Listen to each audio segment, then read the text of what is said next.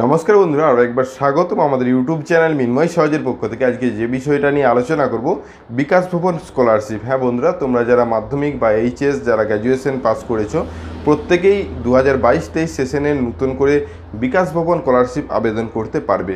অর্থাৎ তোমরা যখন অনলাইনে আবেদন করার জন্য বা ওদের অফিসিয়াল ওয়েবসাইটে যাচ্ছ কিছু কাজের জন্য বা কবে কোনো নোটিশ এসেছে কিনা, যখন আসছো তখন দেখতে পাচ্ছ একটি এরর, অর্থাৎ প্রথমে একটি এসএমএস ভেসে আসছে যেখানে লেখা উঠছে 7 তারিখ লাস্ট ডেট। হ্যাঁ বন্ধুরা, 7ই জুলাই লাস্ট ডেট বলা হচ্ছে 2022।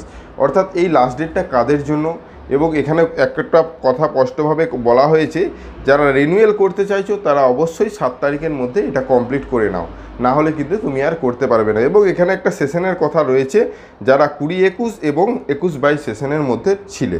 হ্যাঁ বন্ধুরা, এরপর অনেকেই দাবি করছো যাদের মাধ্যমিক পাস করার পর 11-এ পরীক্ষা হয়ে গেছে এবং 11-এর মার্কশিটও তাদের হাতে চলে এসেছে, বর্তমানে তারা 12-এ পড়ছে। তাছাড়া অনেকেই কলেজে যারা পড়ছো তাদের ফার্স্ট ইয়ার কমপ্লিট হয়ে গেছে, তারাও চাইছো যে রিনিউয়াল কীভাবে করব। তো তাদের রিনিউয়াল কি এই লাস্ট ডেটের মধ্যেই করতে হবে? আদতে বলবো না, কারণ এই যে এসএমএসটি এসেছে এই সম্বন্ধে আজকে তোমাদেরকে বিস্তারিতভাবে আলোচনা করব। অবশ্যই ভিডিওটাকে স্কিপ না করে লাস্ট পর্যন্ত দেখো এবং আমাদের সাথে থাকো। আর একটা ছোট্ট অনুরোধ, যদি তুমি আমাদের চ্যানেলে নতুন এসেছো অবশ্যই চ্যানেলটিকে সাবস্ক্রাইব করে দাও, পাশে দেওয়া বেল আইকনটা ক্লিক করতে ভুলো না পরবর্তী নোটিফিকেশান পাওয়ার জন্য। যারা অলরেডি সাবস্ক্রাইব করে আমাদেরকে সাপোর্ট করছে তাদেরকে অসংখ্য ধন্যবাদ।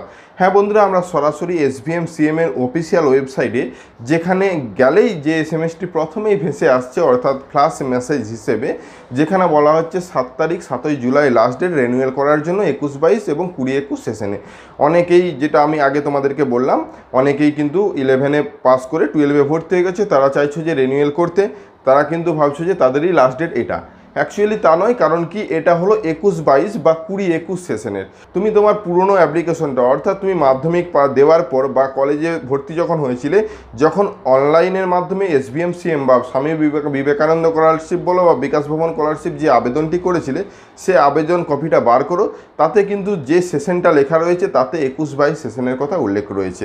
হ্যাঁ বন্ধুরা, বর্তমান সেশন 22-23 হলেও এখনও 22-23-এর অ্যাপ্লিকেশন রিনিউয়াল কোনো কিছু শুরু হয়নি। আমরা আগেও সে বিষয়ে ভিডিও বানিয়েছিলাম কিছুদিন আগে, তখন কিন্তু লাস্ট ডেট অন্য দেখার ছিল, সেজন্য উপরের আই বাটনে সেটা দেখতে পারো।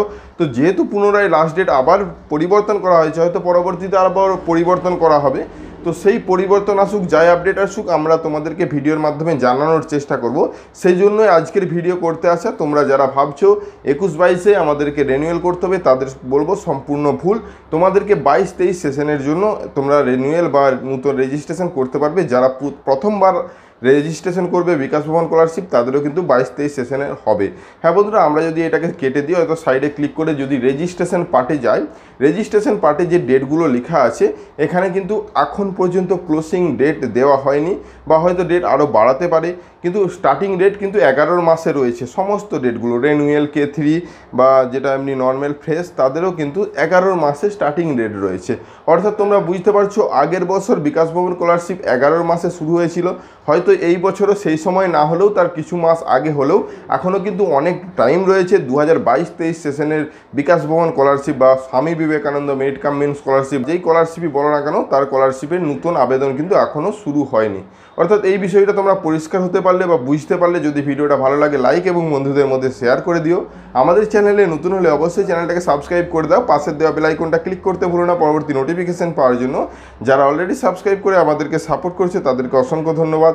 এইভাবেই পাশে থেকেও দেখা হচ্ছে নতুন কোনো ভিডিও নিয়ে। ধন্যবাদ।